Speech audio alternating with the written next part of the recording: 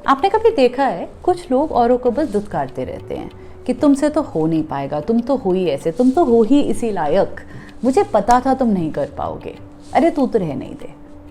ऐसे में सुनने वाले को ना सिर्फ दो रास्ते नज़र आते हैं, या तो वो ये सब कुछ मान के सल्क करके बैठ जाए, या फिर इस सब को फाइट करें, एक निश्चय ले और अपना एक रास्ता निकाले।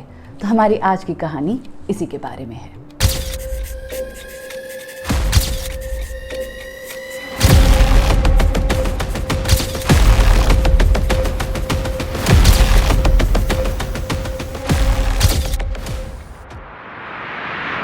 हेलो दोस्तों, मैं हूँ प्रेरणा और स्वागत करती हूँ आपका अपने चैनल है बात ज़रा सी में।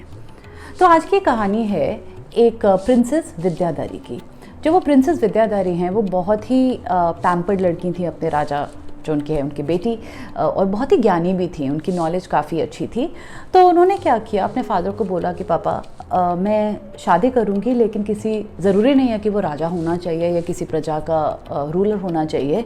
मैं अपने से भी ज़्यादा और दुनिया का सबसे ज़्यादा इंटेलिजेंट, नॉलेजेबल और ज्ञानी इंसान से शादी करूँगी। डजेंट मैटर कि वो राजा है कि नहीं है, उसका कोई भी जॉब हो, इट डजेंट मैटर, मैं लेकिन सिर्फ और सिर्फ ज्ञान देख के शादी करूँगी। ये बात सुन के जो राजा ने ऐलान कर दिया और एक एक करके काफ़ी सारे ज्ञानी विद्वान लोग आए, लेकिन सबको जो है विद्याधरी ने मना कर दिया, बिकॉज़ उसको ये लगा कि उनकी जो ज्ञान है, उनकी जो विद्या है, उसकी विद्या से बेहतर नहीं है।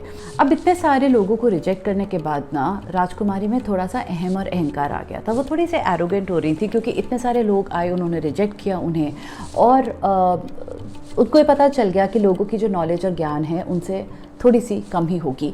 तो ये सब देख के उसको बहुत एरोगेंस आ गई।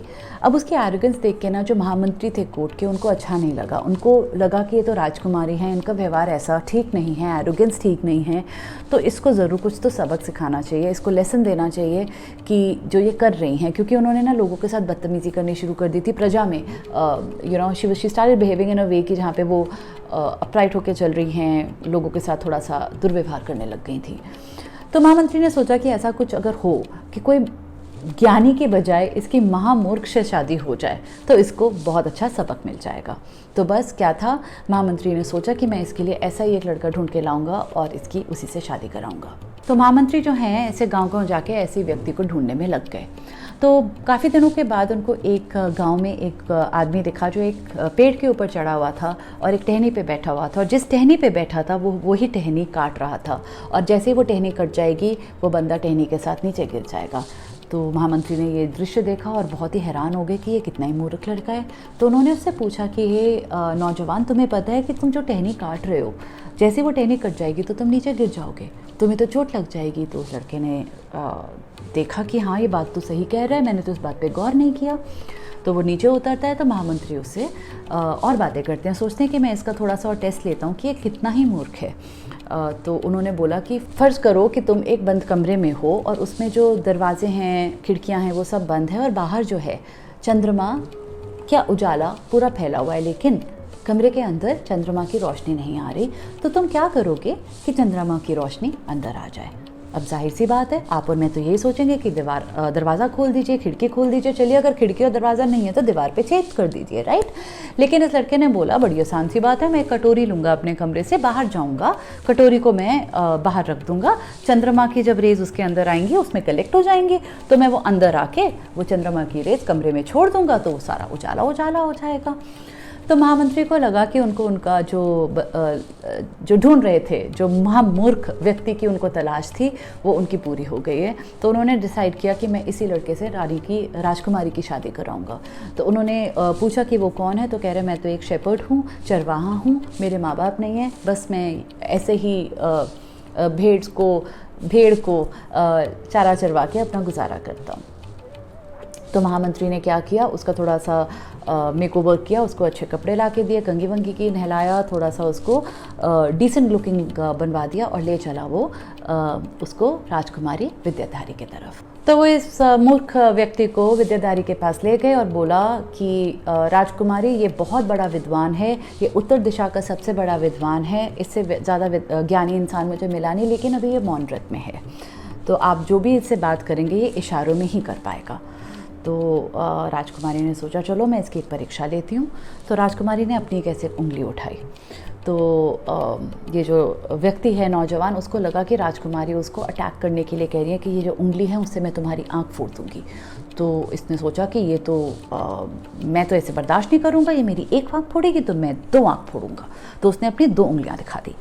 तो राजकुमारी ने महामंत्री की तरफ देखा कि आप मुझे प्लीज़ ट्रांसलेट करिए कि ये क्या बोल रहा है। तो महामंत्री ने बोला कि राजकुमारी, जब तुमने एक उंगली दिखाई तो तुमने ये कहा था कि पूरे जग में सिर्फ एक खुदा है, एक भगवान है, एक अल्लाह है। लेकिन इसने 2 उंगलियां दिखा के ये बोला कि चाहे भगवान एक हो, हमारी आत्मा भी एक है और हम उन्हीं भगवान से मिले हुए हैं। तो राजकुमारी बहुत इम्प्रेस हो जाती है और सोचती है कि अब इससे मैं अपना अगला सवाल पूछती हूँ। तो राजकुमारी ने क्या किया, उस नौजवान व्यक्ति को अपना हाथ दिखाया, अपना ऐसे पाम दिखाया 5 उंगलियों की तरफ। तो उस लड़के को लगा कि राजकुमारी मुझे फिर से धमका रही है, वो सोच रही है कि वो मुझे ऐसे दिखा के एक थप्पड़ लगाने की बात कर रही है। तो उससे बर्दाश्त नहीं हुआ, सोचता है कि अगर ये राजकुमारी मुझे थप्पड़ लगाएगी तो मैं भी उसको एक मुक्का मारूंगा। और उसने अपना ऐसे मुक्का दिखाया राजकुमारी को कि उसका बदला ये होने वाला है। तो राजकुमारी ने महामंत्री की तरफ देखा ट्रांसलेशन के लिए। तो महामंत्री ने बोला कि राजकुमारी, जब आपने अपने 5 उंगलियां दिखाई थी, अपना जो पाम दिखाया था इन्हें, तो आप ये कह रही थी कि जो हमारे सबसे बड़े दुश्मन है वो हमारी 5 इंद्रियां हैं, जो हैं काम, क्रोध, लोभ, मोह, अहंकार। और ये जो हैं उसको एक मुट्ठी में बंद करके आपको ये दिखाना चाह रहे थे कि अगर हम इन इंद्रियों को काबू में ले आएँ तो हम बहुत ही ऊंचाइयों में जा सकते हैं। तो राजकुमारी बहुत इम्प्रेस हो गई और उनको यकीन हो गया कि पूरे विश्व में इस व्यक्ति से ज़्यादा ज्ञानी व्यक्ति नहीं हो सकता। और उन्होंने हाथ जोड़ के महामंत्री को बोला कि मैं इनसे शादी करने के लिए तैयार हूँ, और उन दोनों की शादी हो जाती है। तो शादी के बाद जब पहली बारी ये अकेले थे और आपस में बात हो रही थी, अब इनका सो कॉल्ड मौन व्रत भी ख़त्म हो गया था, तो राजकुमारी ने जब इनसे बात करने की कोशिश करी तो जो भी उनको उटपटांग के आंसर्स मिल रहे थे उससे वो समझ में आ गया राजकुमारी को कि उनके साथ बहुत बड़ा धोखा हुआ है। तो बात करने के बाद जब उन्होंने, नौजवान ने सारी की सारी उनको बात बताई कि कैसे महामंत्री उनके घर आए थे और उनको मौन व्रत रखने को बोला था, जब पूरी कहानी पता कर चलने के बाद राजकुमारी को यकीन हो गया कि उनके साथ धोखा हुआ है। और उन्होंने इसके ऊपर चिल्लाना शुरू कर दिया कि तुम इतने महामूर्ख हो, तुम में बिल्कुल भी दिमाग नहीं है, तुम ऐसे जी ही कैसे सकते हो, तुम्हें शर्म नहीं आती जीते हुए कि तुम इस धरती पे इतना बड़ा बोझ बने हुए हो। तो वो जो नौजवान था उसको बहुत दुख होता है क्योंकि उसकी नई नई बीवी है और वो उससे इतना नाराज़ हो गई है। तो वो कहते हैं कि सॉरी, मैंने आपको बहुत दिल दुखाया लगता है, आप मुझे बताइए मैं क्या करूं कि मैं आपको प्रसन्न कर सकूं। तो वो कहती है कि तुम मेरी ज़िंदगी से चले जाओ और तुम कुछ नहीं कर सकते, मैं कुछ नहीं कर सकती, कोई कुछ नहीं कर सकता, सिर्फ माँ काली अब बस तुम्हारा दिमाग ठीक कर सकती है, तुम यहाँ से चले जाओ। और उसने उसको धुतकार के घर से निकाल दिया और ये जो नौजवान है वो चुपचाप रानी को और उनका महल छोड़ के निकल जाता है। क्योंकि उसकी बीवी ने बोला था कि माँ काली तुम्हारा सिर्फ हेल्प कर सकती है, तो वो एक काली मंदिर की तरफ चला जाता है और वहाँ पे एक पेड़ के नीचे माँ काली की भक्ति करने लग जाता है और बताता है माँ काली को कि माँ काली देखो, मैं इतना मूर्ख हूँ, मैं इतना नादान हूँ, मेरे में अकल भी नहीं है, जिसके कारण मेरी बीवी मुझसे इतनी नाराज़ है, वो इतनी दुखी है, मैंने उसको इतना शोक दिया, उसको इतना गम दिया। और वो बहुत चिल्ला रहा था, बता रहा था माँ काली से और वहीं पे अपना सर पटक रहा था धरती पे, माँ काली की बातें करते हुए, उनके बारे में पूछते हुए और बहुत उनकी भक्ति में लग गया। तो ऐसे करते करते करते वो बेहोश हो गया क्योंकि उसके जो सर पे है बहुत बुरी तरह से चोट आ गई थी अपना सर पटक पटक के। तो माँ काली को इसके ऊपर बहुत दया आ जाती है और वो प्रकट होती हैं उसकी बेहोश हालत में और अपने त्रिशूल से उसकी ज़बान पे रखती हैं और अपना काफ़ी सारा ज्ञान उसी तरह उसको दे देती है।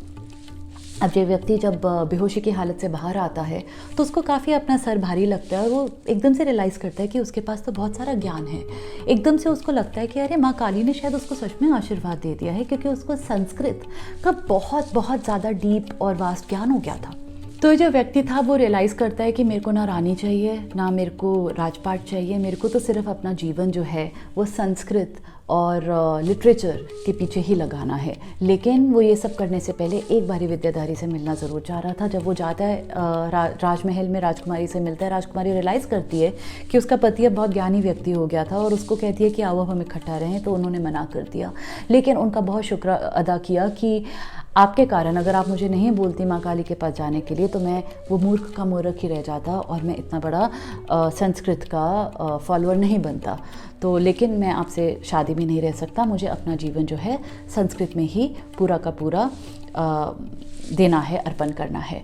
और वो निकल गए, और क्योंकि उनको ये सारी की सारी जो नॉलेज है वो माँ काली से मिली थी, तो उन्होंने बोला आज से मेरा नाम कालिदास रहेगा, जो माँ काली का सेवक है, उनका दास है। तो ऐसे कालिदास का नाम कालिदास पड़ा, और उन्होंने, वो बहुत बड़े लेखक बने संस्कृत के। उन्होंने बहुत सारी नाटक लिखे, उन्होंने हिंदुज़म के ऊपर काफ़ी सारी पोइट्री लिखी। और एक बारी बात करी थी एंशंट इंडिया के टाइम में कि बताओ कि धरती पे सबसे बड़ा संस्कृत का विद्वान कौन है। तो उन्होंने बोला एक्चुअली 5 लोगों का नाम बताओ। तो लोगों ने बोला सबसे पहले जो नाम आता है वो आता है कालिदास का, और उनसे दूर दूर तक कोई और नहीं है व्यक्ति उनके ज्ञान में। इसलिए दूसरी उंगली में आप नाम रखो अनामिका, कि यहाँ पे कोई नाम ही नहीं है। इतने बड़े ज्ञानी बन गए थे कालिदास जी। तो बस वो अपना सारा जो लाइफ है संस्कृत लैंग्वेज पे और लिटरेचर पे अर्पण करने लग गए थे। तो वहीं पे राजा भोग थे, वो भी जो है ना बहुत बड़े संस्कृत के और पोइट्री के फॉलोअर थे। तो वो उन्होंने कालिदास को अपने भवन में बुलाया और वो वहीं पे अपनी लाइफ स्पेंड करने लग गए। अब जो कालिदास की जो बातें हैं, उनकी जो नॉलेज है, उनकी जो नाम है, वो देश देश और विदेश में भी जाके ना बहुत बड़ा पॉपुलर हो गया था, प्रसिद्ध हो गया था। तो ऐसे ही श्रीलंका में जो महाराज थे वो कालिदास से मिलने के लिए बहुत उत्सुक थे। वो चाहते थे कि वो कभी उनके श्रीलंका आए और उनसे बातचीत करें, लेकिन कालिदास ये कभी नहीं चाहते थे कि वो जाएं। वो राजा भोग के भवन में ही रह के अपना लाइफ जीना चाहते थे।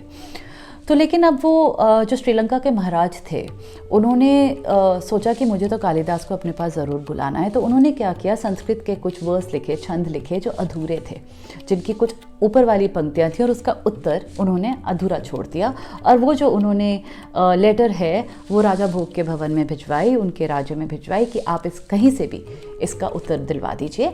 और उन्होंने पूरे राज्य में और देश विदेश में ये अनाउंस कर दिया कि अगर कोई आदमी इस छंद का आंसर मुझे दे पाएगा तो मैं उसको बहुत ज़्यादा धनी बना दूंगा, और अगर कोई औरत इसका आंसर दे पाएगी तो मैं उसको शादी करके अपनी रानी बनाऊंगा। राजा भोग ने कालिदास को बोला कि आप जाओ, मेरा एम्बेसडर बन के जाओ, मेरे राजदूत बन के जाओ, और प्लीज़ इनको ये आंसर दे के आ जाओ। कालिदास ने बोला कि नहीं, अगर आप मुझे कह रहे हैं तो मैं जाऊंगा ज़रूर, लेकिन आपके एम्बेसडर और राजदूत के तौर पे नहीं, मैं एज एन इंडिविजुअल आम आदमी बन के जाऊँगा। क्योंकि जब मैं ये ट्रैवल करूँगा सफ़र में और श्रीलंका की तरफ जाऊँगा तो मैं इतनी चीज़ें ऑब्जर्व करूँगा, और मैं कंटेंट जो है वो बहुत सारी नॉलेज मैं गेन कर सकता हूँ अपने पोइट्री के लिए, नाटक के लिए, राइटिंग के लिए। तो राजा भोग मान गए, और जो कालिदास हैं वो साधारण व्यक्ति की तरह, नॉट एज एन एम्बेसडर, राजदूत वगैरह नहीं बने, और एक आम व्यक्ति की तरह उन्होंने अपना सफ़र श्रीलंका की तरफ चालू कर दिया। तो जब वो श्रीलंका पहुँचे और अगले दिन उन्होंने सुबह दरबार में जाना था राजा से मिलने के लिए, वो थक गए थे और उन्होंने सोचा कि मैं आज रात को कहीं आराम कर लेता हूँ। तो उनको वहाँ पे एक विलेज में एक नृत्य की विच इज़ अ डांसर मिली, जो राजा के ही महल में डांसर थी, उनके कोर्ट में वो डांसर थी। इन्होंने रिक्वेस्ट की क्या मैं आज एक रात यहाँ पे बिता सकता हूँ। तो नृत्यकी ने बोला व्हाई नॉट, आप आ जाइए, आप मेरे अतिथि हैं। तो कालिदास जी अंदर चले गए और वहाँ पे रुकने लग गए। वो जब रात को सो रहे थे तो उनको ये लड़की की बहुत फूट फूट के रोने की आवाज़ सुनाई दी। तो वो उठे और उन्होंने लड़की से पूछा कि क्या हुआ। तो लड़की ने बताया कि मैं जैसे राजा के कोर्ट में डांसर हूँ, हमारा ज़िंदगी जो है ना बहुत ही कठिनाइयों से व्यतीत होती है, और मैं रोज़ राजा जी के आगे नाच के उनको देखती हूँ तो मैं उनसे बहुत प्रेम करने लग गई है, मुझे उनसे प्यार हो गया है। लेकिन उन्होंने जो ये अनाउंसमेंट करी हुई है कि कुछ पंक्तियों का अगर उत्तर कोई भी लड़की दे दे तो उनकी तो शादी हो जाएगी, और वो जो मेरे प्रेम है, मेरे प्रियतम हैं, जिनको मैं अपने अमन से प्यार करती हूँ, वो मेरे ज़िंदगी से हमेशा के लिए दूर हो जाएंगे। तो कालिदास जी को लड़की पे दया आती है और वो बताते हैं उसे कि देखो जो पंक्तियाँ हैं मुझे दिखाओ। जब वो दिखाती है तो कहते हैं इसका उत्तर तो मुझे पता है। तो कालिदास थे, उनको तो पता था, वो इतने दूर से यही तो बताने आए थे। तो उन्होंने बोला मुझे इसका उत्तर पता है, तुम चाहो तो मैं तुम्हें बता सकता हूँ, कल तुम दरबार में जाके राजा को ये बात बता देना और उनसे विवाह कर लेना। तो लड़की बहुत खुश होती है और कालिदास जी जो हैं उनको उन छंद का सेकंड जो फेज़ है उसकी जो लाइन्स हैं बता देते हैं, और लड़की बहुत बहुत बहुत खुश हो जाती है। अब रात को जब कालिदास जी सो रहे थे तो लड़की ने सोचा कि मैं तो जाके कल ये दरबार में बता दूंगी, राजा मुझसे शादी भी करने को राज़ी हो जाएंगे। लेकिन जब ये लड़का आएगा बाद में और राजा को अगर इसने बता दिया कि असली बात तो ये थी और इनको पता था आंसर, मेरे को तो पता नहीं था और इसने मुझे आंसर बताया, तो राजा तो मेरे साथ दुर्व्यवहार करेंगे, वो मुझे छोड़ देंगे। तो ये लड़के को तो दरबार में जाना ही नहीं चाहिए। तो इन सारी सोच में आके उस लड़की ने रात को कालिदास जी का मर्डर कर दिया। अब मर्डर तो हो गया और ये लड़की लेकिन रात को वहीं पे बैठी है अपनी कुटिया में, कालिदास जी वहीं हैं और ये रियलाइज़ कर रही है कि मैंने तो ये मार दिया। अब लोग पूछेंगे कौन था, क्या था, कैसे है। तो उन्होंने क्या किया, उसका जो सामान है वो खोलना शुरू कर दिया। जब वो खोलते उन्होंने उनकी सारी जब बुक्स पढ़ी, उनके जो सारे पार्चमेंट्स पढ़े, वो उन्होंने रियलाइज़ किया कि ये तो कालिदास थे। वो जानती थी कि उनके जो राजा हैं वो कालिदास से कितना प्यार करते थे, उनको कितना मानते थे और पूरा जग कालिदास को कितना मानता था।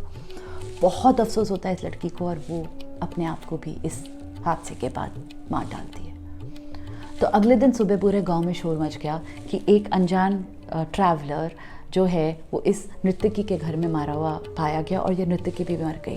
तो ये बात जब राजा को पता चलती है, वो रियलाइज़ करते हैं कि पूरी कहानी क्या थी और क्या हुआ था। उसको बहुत अफसोस होता है राजा को कि वो जो हैं उनका जो ज़िद थी कालिदास को मिलने के लिए, वो ही उनकी मृत्यु का कारण बन गई। तो दोस्तों इस तरह से कालिदास जी के दिल पे चोट पहुंची थी, ठेस पहुंची थी और जिसके कारण वो इतने बड़े विद्वान और ज्ञानी बन गए थे संस्कृत के और उन्होंने दुनिया जहान में अपना नाम रोशन किया था। आप ऐसे शेयर करिए कि क्या आपके साथ कभी ऐसा हुआ है कि किसी ने आपको हर्ट किया हो या फिर आपको ऐसे ताना दिया हुआ जिसके कारण आपने दृढ़ निश्चय ले लिया कि मैं तो ये बन के दिखाऊँगा या बन के दिखाऊँगी, करके दिखाऊँगा।